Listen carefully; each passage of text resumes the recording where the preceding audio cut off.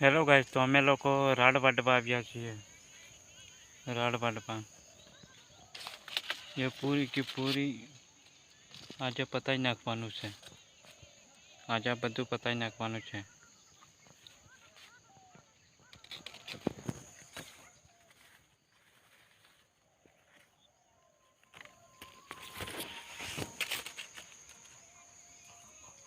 પહેલાં આપણે લાકડીઓ ઉપડી લઈએ.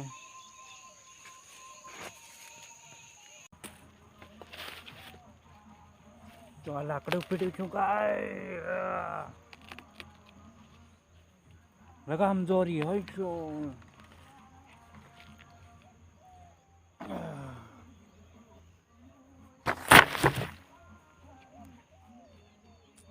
મોટા ટ્રેક્ટર